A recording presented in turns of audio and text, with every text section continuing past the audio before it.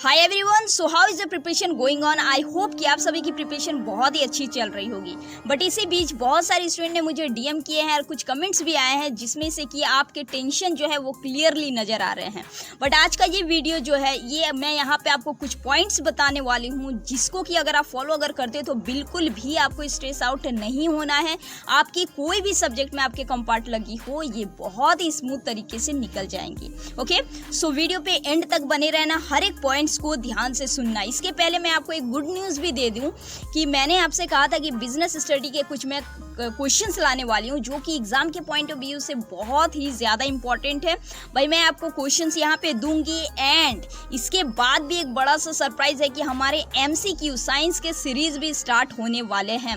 So make sure कि channel को ज़्यादा से ज़्यादा बच्चों तक में आप लोग शेयर कर दो, बिकॉज आई विश कि जितने भी बच्चों की कॉम्पार्ट लगी है साइंस में सबका इस बार निकल जाए बहुत ही अच्छे तरीके से। इसीलिए आपके बस एक छोटी सी यहाँ पे काम रहेगी कि आप अपने फ्रेंड सर्कल तक में ये शेयर कर देना और ज़्यादा से ज़्यादा बच्चे यहाँ पे जुड़ जाना। जो भी चैनल पे नहीं आए हो जल्दी जल्दी सब्सक्राइब करके शेयर कर लो। चलो कमिंग टू द पॉइंट, यहाँ पे हम लोग आते हैं।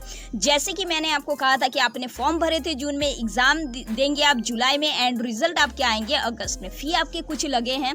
ये सारे प्रोसेस अब तक आप लोगों के कंप्लीट हो चुके हैं क्योंकि भाई 17 तारीख तक लास्ट थी हर एक चीज़ की। लेट फाइन की भी मैंने आपको बता के रखी थी, ईच एंड एवरीथिंग।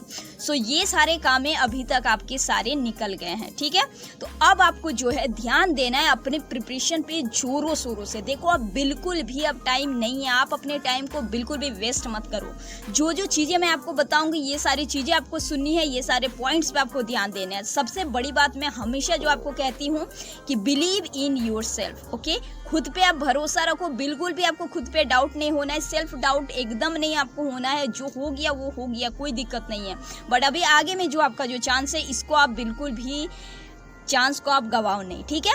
अपने टाइम को जो है यूजफुल आपको देना है। स्टे पॉजिटिव एंड काम योर माइंड। अपने दिमाग को शांत करो और जो भी बातें मैं कह रही हूँ आप सुनो, इससे बहुत आपकी हेल्प होगी। ऑलराइट, तो सबसे पहली पॉइंट भाई क्या है, target above from your passing mark. ठीक है, आपके पासिंग मार्क है 33, लेकिन आपको हमेशा अपने पासिंग मार्क के अबव आपको टारगेट करना है।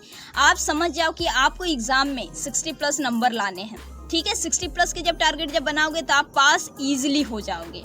ऑलराइट, ये तो थी पहली। सेकंड हमारी क्या है कि analyse the level of question yourself. ये योरसेल्फ मतलब समझ जाओ। अभी तक मैंने आपको कई सारे क्वेश्चंस भी दिए हैं और हर वीडियो में मैं आपको कहती हूँ कि आप PYQ को सॉल्व करो, इसीलिए क्योंकि आपको खुद एक एनालिसिस करने का मौका मिल जाएगा।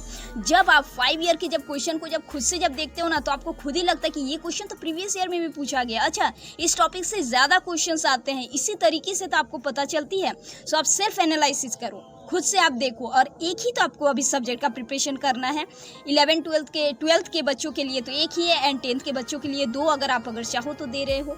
तो अभी आपके पास जो भी टाइम है आप एनालिसिस करो क्वेश्चन को, बहुत ज़्यादा आपको हेल्प मिलेगी। ओके, थर्ड पॉइंट हमारा क्या है, अवॉइड एक्स्ट्रा रेफरेंस बुक। देखो एक्स्ट्रा रेफरेंस बुक आपको बिल्कुल भी, और अभी नए अगर कुछ बुक ले रहे हो या फिर नए आप अगर कुछ नोट्स ले रहे हो तो आप जो है नोट्स आप ले सकते हो, पर बुक अभी आप एक्स्ट्रा मत लो क्योंकि अब बुक पढ़ने का आपके पास बिल्कुल भी इतना टाइम नहीं है, ठीक है। अगर आपको कुछ पढ़ना है तो आप NCERT बुक जरूर पढ़ो, बहुत ही ज़्यादा यूजफुल रहेगी। ऑलराइट, नेक्स्ट पॉइंट क्या है भाई कि फोकस ऑन NCERT बुक। इसी चीज़ों को मैं कह रही थी and PYQ।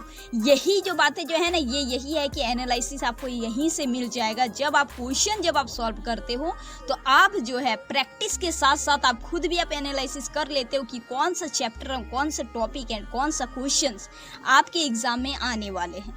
Alright, so I hope so कि ये सारे पॉइंट आपको बहुत ज़्यादा हेल्प करने वाले हैं आपके अपकमिंग एग्जाम के लिए। ओके, नेक्स्ट पॉइंट अगर आते हैं तो go for 1 short video for revision. देखो रिवीजन अगर आपको करना है आप 1 शॉर्ट वीडियो देखो, बहुत हेल्प होगी आपको, ठीक है। रिवीजन हो जाएगा आपका, क्लियर है। बाकी साइंस के हर एक टॉपिक को मैंने क्लियर आउट किया हुआ है। फिजिक्स के हर एक टॉपिक आप देख सकते हो, इसी चैनल में दिए गए हैं।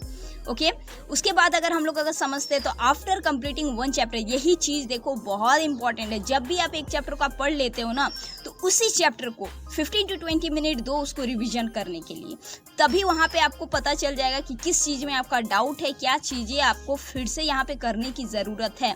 और यही चीज़ें को आपने मिस करी थी तभी आज ये नौबत आ गई है। ठीक है। सो ये मिस्टेक आपको दोबारा नहीं करनी है। आपको जो है हर एक चैप्टर को पढ़ने के बाद उसमें रिवीजन का टाइम निकालना है। देखो पॉइंट्स को रिकॉल करो कि क्या क्या पॉइंट्स मैंने पढ़े इसमें, उसको बंद करके तुम याद करने की कोशिश करो खुद के दिमाग से, ठीक है। जब आप रिकॉल जब कर लेते हो सही से तो आप एग्जाम में भी बिल्कुल नहीं भूलोगे। एग्जाम में भी आप बहुत ही अच्छे तरीके से और कम वक्त में बिना भूले हुए अपने आंसर को बहुत ही बेहतरीन तरीके से आप प्रेजेंटेशन दे सकते हो। ऑलराइट, नेक्स्ट पॉइंट जो है ये बहुत इंपॉर्टेंट है, focus on the recently question paper. मैं आपको हमेशा कह रही हूँ, देखो आप ये अभी जो आपके जो रिसेंटली जो पेपर जो दिए आपने बोर्ड में, वो भी पेपर आपके लिए बहुत इंपॉर्टेंट है। आप उसे सॉल्व करो कितने टाइम मैनेजमेंट दे करके, जितने टाइम आपको एग्जाम में देने के लिए मिले थे उतने टाइम आप दो और आप उसे सॉल्व करो, बहुत ज़्यादा आपको हेल्पफुल होगी। एंड प्रीवियस कंपार्टमेंट पेपर भी मैंने आपको बता दिए स्टेप की कहाँ से आप ले सकते हो, उसको भी आप सॉल्व करो, बहुत ज़्यादा आपके हेल्प होंगे। ओके, बाकी मैंने जो आपको जो क्वेश्चन जो करा के जो रखे हैं आप उसे भी देख सकते हो, mostly important question are there. Okay, and yes again ये जो सबसे जो लास्ट जो पॉइंट जो है ना, ये सबसे ज़्यादा इम्पॉर्टेंट पॉइंट है कि attempt all the question, attempt all the question, yes attempt all the question. मैं बार बार इस बात को आपको रिपीट करती हूँ कि आप जो है एग्ज़ाम में कोशिश करना कि आप सारे क्वेश्चन को अटेम्प्ट करके आओ, क्योंकि देखो इसके बहुत सारे रीज़न बनते हैं। पहला रीज़न तो ये है कि टीचर चाहते नहीं है कि आपको कम नंबर दे, हर एक टीचर चाहता है कि बच्चे को अच्छे नंबर दे, बट अच्छे नंबर देने के लिए आपके कुछ तो वहाँ पे लिखे होने चाहिए। देखो मैं ये नहीं कहती हूँ कि हर एक बच्चा को या फिर मोस्टली बच्चे को सारे क्वेश्चन जो भी पेपर में आते हैं ना वो सारे क्वेश्चन का आंसर नहीं आते हैं उन्हें, लेकिन आपको सॉल्व करनी है कैसे। अगर मान लो कि कोई भी अगर क्वेश्चन अगर दिए हुए हो, जैसे मान लो कि मेटल नॉन मेटल से ही पूछ दिया हो, तो उसके अकॉर्डिंग आपके पास जो भी नॉलेज हो तो आपको उसे लिख देना है लास्ट सिचुएशन में, समझे। लेकिन आपको उसे छोड़ना नहीं है। जब आपको आ ही नहीं रहा है कि क्या लिखे क्या नहीं, तो उसी पर्टिकुलर टॉपिक में आपके पास जितना भी आपके पास नॉलेज हो आपको वहाँ पे लिख देना है, लेकिन आपको उसे छोड़ना नहीं है। समझ पा रहे हो मेरी बात को। अगर उसका आंसर का अगर नंबर अगर 5 मार्क्स अगर कैरी अगर कर रहा है तो टीचर आपको वहाँ पे 3 मार्क्स तो एटलीस्ट देंगे ही देंगे, 2 मार्क्स तो एकदम ही देंगे। तो समझ रहे हो ना कि आपके 2-2 मार्क्स कितना इंपॉर्टेंट बनते हैं। एंड यस, कॉपी के प्रेजेंटेशन कैसे लिखनी है कैसे नहीं, सारी चीज़ें अपकमिंग वीडियो में आपको पता चलेगी। बहुत ही ज़्यादा शानदार तरीके से आप लिख सकते हो कॉपी, और जिसमें कि आप अपने 5 to 10 मार्क्स बहुत ईजी से आप बढ़ा सकते हो अपने, ठीक है। तो कई सारी चीज़ें आपको ध्यान देनी होती है, एंड आई होप सो कि ये सारे पॉइंट जो है आपको बहुत हेल्प करेगी आपके एग्ज़ाम को क्रैक करने के लिए। सो वीडियो अगर आपको इन्फॉर्मेटिव अगर लगी हो तो अपने फ्रेंड तक शेयर कर देना। मिलेंगे हम लोग फिर से नेक्स्ट वीडियो में, तब तक के लिए अच्छे से अपने प्रिपरेशन पे लगे रहो। Keep learning and keep preparing.